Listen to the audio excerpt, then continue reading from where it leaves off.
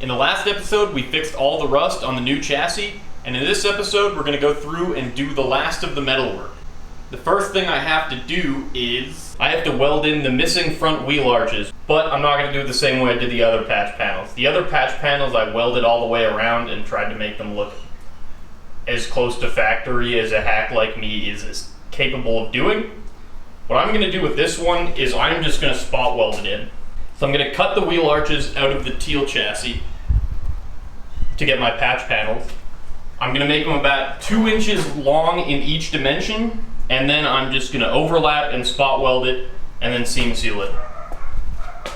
The advantage of that is I don't have to spend the next month in here blowing holes in body metal. And also it means that since I will be cutting the patch panels too big, if I ever did want to go back and try and do a professional job or get a professional to do it, I would be able to because the patch panels could still be cut down to the correct size. Before I can do any of that, I have to move a bunch of stuff out of the way so I can cut out these wheel arches, which means for the first time in forever, I actually get to turn a wrench instead of laying on my back under a car welding.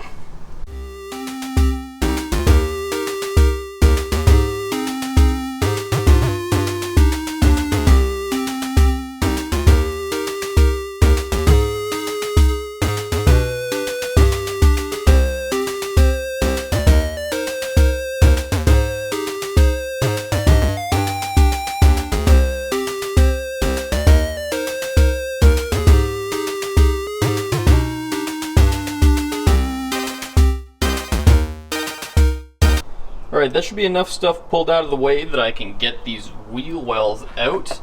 I wasn't actually expecting to have to pull out the entire front of the chassis harness. At least not at this point. But I ended up having to just because I didn't want to accidentally slice through any wires while cutting through sheet metal. And realistically, this was going to have to come out anyway, so it's not a big deal.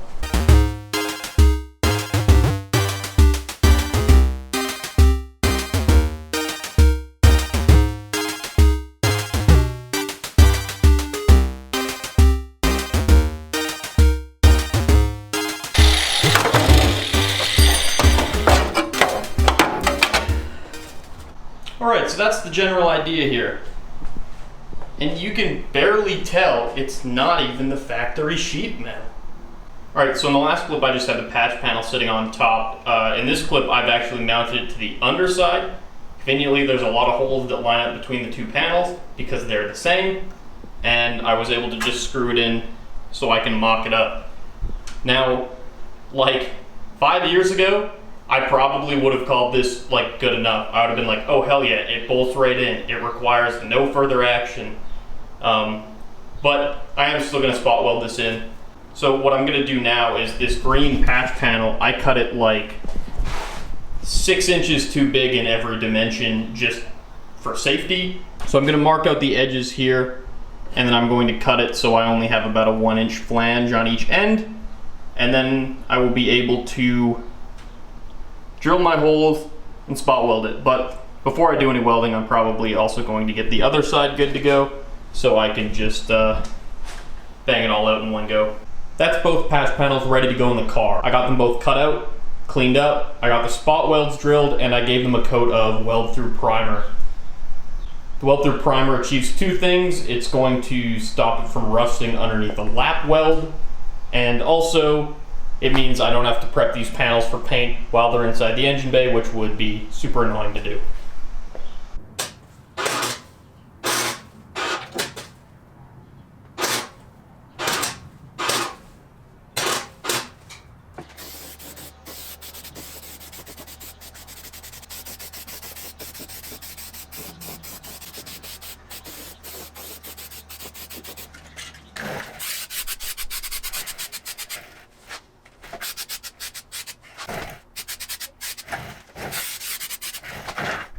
Alright, that is the front wheel arches done, and I'm very happy with how that turned out.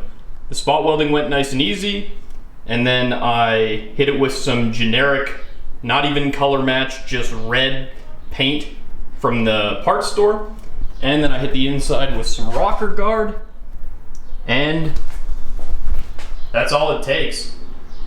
Obviously, the discerning eye can probably tell that that's not the factory sheet metal, but honestly, if that's the most conspicuous part of this car, then I have no problem with that.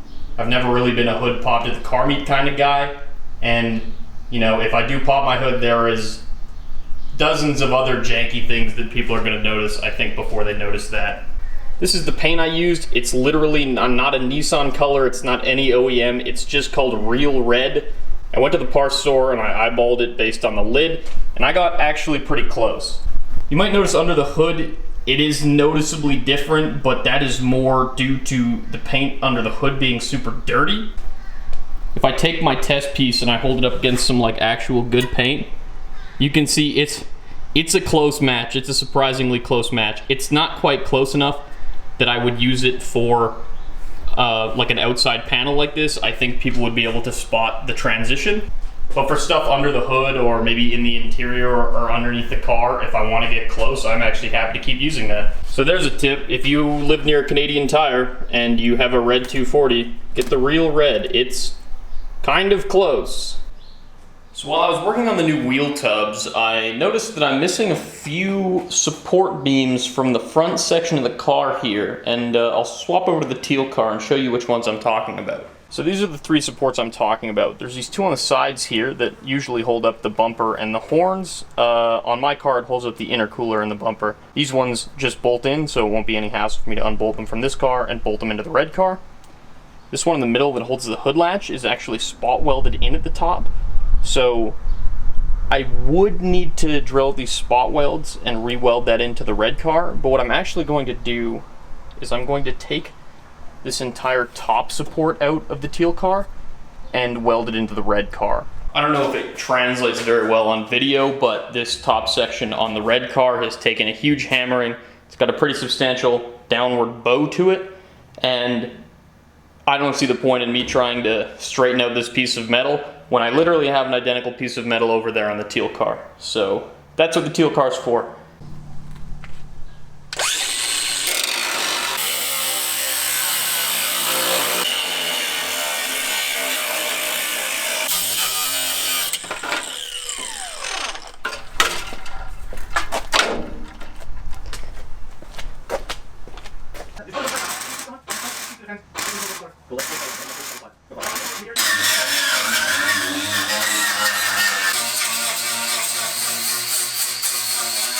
So that's this whole front support attached. It was very easy, just a weld there and a weld there. Everything else just bolted straight up. And now I have a place to hang my bumper from and my intercooler, so that's great. I haven't yet decided if I want to paint this red or just keep it seafoam as a cheeky little homage to the teal car, but I've got time to figure that out. The next order of business is this frame rail here. You can see that the outside face has completely separated from the rest of the frame rail. I'm not sure how that happened. My best guess is that somebody was using the tow hook for something they shouldn't have really been using the tow hook for, and they just applied too much force to it and snapped all the spot welds. So what I'm going to do is I'm going to use some clamps to bring it back into place, and then I'll just weld it back together.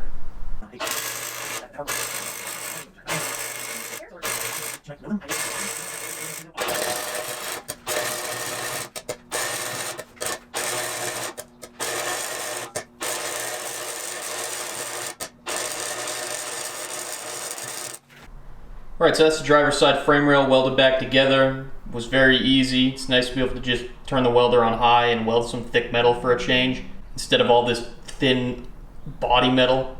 Now I've got the same problem on the other side, just not to as big of an extent. It seems to have just separated, and I'm not sure what causes that, but again, clamp it back together, weld it up, no problem.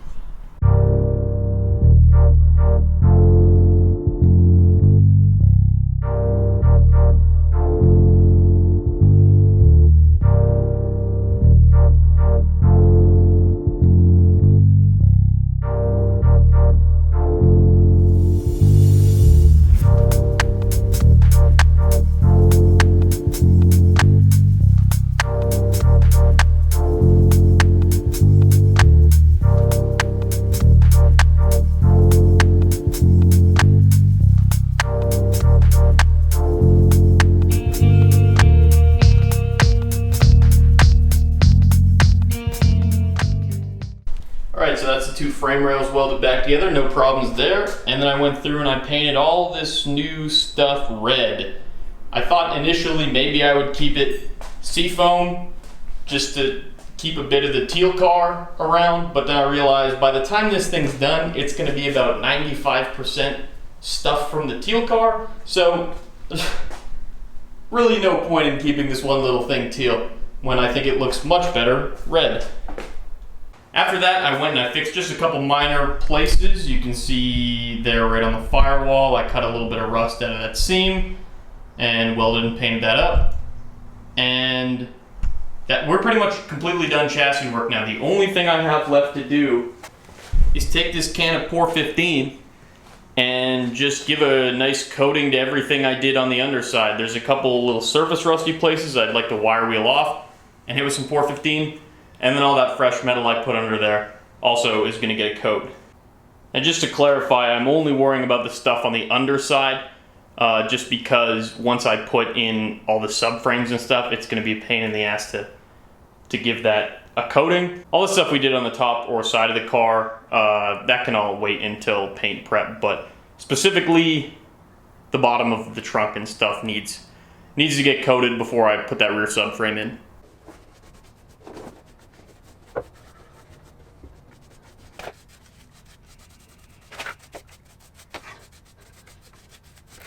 So I coated a bunch of the fresh metal. I would be very surprised if that rusted anytime soon.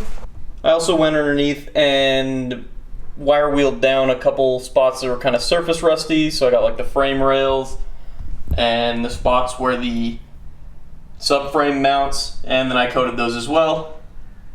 Just, you know, for an added layer of peace of mind. This car is never gonna see winter roads again, but it's nice to just know that where there used to be rust, now there's Pour 15, which some people will tell you that Pour 15 is like, you know, a rust killer. It's not, but it's better than rust. Like, a coat of Pour 15 is better than a coat of rust.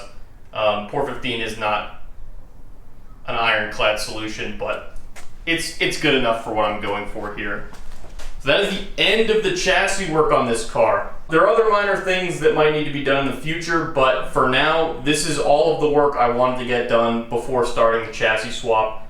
This is the proof of concept I needed to prove to myself that this red car is worth spending, you know, several hundred more hours on. And, you know, I've been through every square inch of this chassis now, and I'm confident that this is the chassis to move forward with. So stay tuned for the next episode where we're going to start pulling parts off the teal car and putting them into the red car. I'm going to start with fun stuff. First thing is going to be engine transmission, and I'm going to get the front and rear suspension, and that's probably all I'm going to get done next episode. And yeah, stay tuned.